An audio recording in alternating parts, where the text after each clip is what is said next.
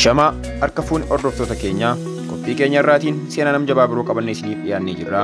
Qophii kana dhiyeessuun isin waliin kan turu aan Abdii Daggafaatii. Hanga xumura qophii keenyaatti nu waliin turaan afeerraa keenya.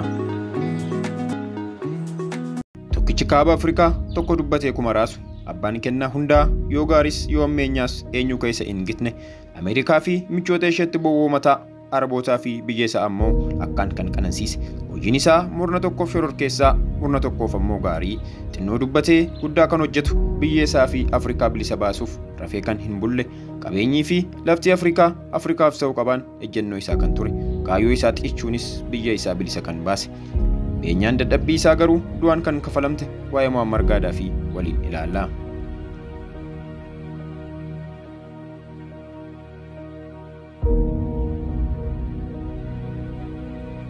Ilmi hiyyeessaa godaantuu beeduunii Muammar Abuu Meenir Al-Gaadaafi bara 1942 gammoojjii Liibiyaa keessatti dhalatee aga umuriin isaa waggaa 9 guutee mana barnootaa seenutti achuma gammoojjii sana keessatti maatii isaa waliin jiraataa ture. Gaadaafiin barataa mana barumsaa sadarkaa lammaffaa sabaa yeroo turetti dubbii pirezidaantii Masrii yeroo sanii Jamaal Abdul Naasir irraa kaka'umsa argachuutiin sabboonummaa Arabaaf namoof kennu ta'e. Akkasumallee barattoota isaa waliin turan gurmeessuutiin warraaqsa itti fufe. Bara 1963tti digirii seenaatiin erga eebbifamee booda akaadaamii waraana Liibiyaa Bengaazitti makamee achiis fudhatama guddaa fi jaallatamummaa guddaa argate. Bara 1965ttis waraana keessatti hirmaachuutiin mootii Liibiyaa Idris kan warra Awurooppaa waaqessuun beekamu kuffisuuf karoora baasu eegale. Ifaajjiin isaa kunis osoo lafa hin buune waggaa 4 keessatti adoolessa 1969 mootii Idris aangoo irraa darbuun harka isaa galfate. Erga aangootti dhufes baankotaa fi buufata boba'aa hunda biyyoolessa gochuutiin buufata waraanaa Awurooppaa Liibiyaa keessa jiru hunda cufee abjuu waggaa dheeraa abjochaa ture gonfate. Waan Gaadaafiin biyya isaatiif godhe dubbatnee fixuurra rifeensa mataa lakkaa'uun waan salphatu fakkaata. Isaan keessaa muraasni garuu bara mootummaa isaatti lammiileen hundaaf tajaajilli hundi barnooti, eegumsi fayyaa akkasumallee tajaajilli elektirikii fi bishaanii bilisaan kaffaltii malee kennama. Mootummaan lammiilee hundaaf mana jireenyaa qopheessuu keessattuu haadholii fi namoota gaa'ela dhaabbataniif gargaarsi ni godhama. Lammiileen Liibiyaa tokko baratee yoo hojii dhabe mootummaan biyyattii aga inni hojii argatutti miindaa ni kaffala.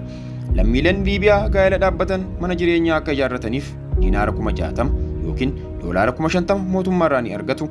Gurgurtaan boba'aa harki guddaan kallattiidhaan herrega baankii lammiilee irratti galfamee haati daa'ima deesse ammoo doolaara 5,000 argatti ture. Qotee bulaa ta'uudhaaf yoo fedha qabaatte lafti qonnaa fi wantoonni qonnaa waliin wal qabatan hundi bilisaan siif kennama. Akkasumallee bara mootummaa Gaadaafitti galiin mataa biyyattii gara doolaara 11,000tti kan ol guddate yoo ta'u Afrikaa keessattis sadarkaa 5ffaa irratti kan argamtu ture.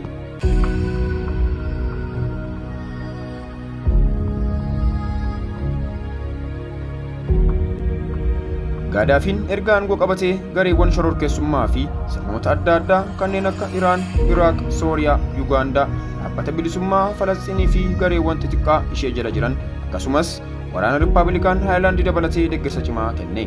Gamtaa Sooviyeet irraas deeggarsa guddaa kan argate yoo ta'u naannolee kaaba biyyattii to'achuuf jecha Masrii irratti waraana hin milkoomne Chaadii fi michuu ishee Faransaay loles balaa guddaa geessise.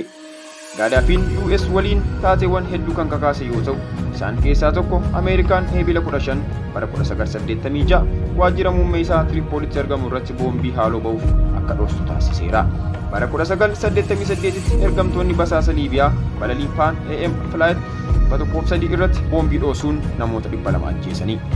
Haleellaa shororkeessummaa adoolessa 11 bara 2001 US irratti raawwatameen booda Gaadaafiin hariiroo biyyoota dhiyaa waliin qabu fooyyessuuf hojjete. Gargaarsa hidhattoota Islaamaa hordofuuf taasiseef shororkeessummaa bara 1980tiin uggura adda addaa irra kaa'ame salphisuuf dabalatee biyyoota dhiyaa irraa laafina argachaa dhufe.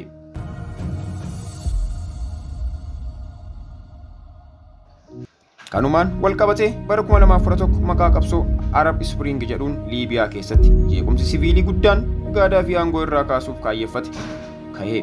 Gaadaafiin mormii irratti ka'ee qolachuuf duula jeequmsaa fi ukkaamsa uummata ofii irratti jalqabe. Waraanni biyya keessaas cimee itti fufe. Finciltoonnis deeggarsa haleellaa qilleensa irraa naasuu irraa argachuun haleellaa qilleensaa Gaadaafii irratti eegalanii.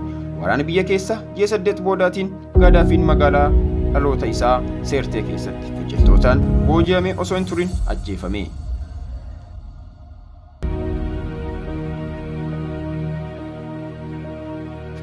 Egaan hordoftoota keenyaa qophii nuti guyyaa har'aaf qaban kana gammaatti hordoftan ture. Torban qophii biroon aga walitti deebinutti nagaan tura.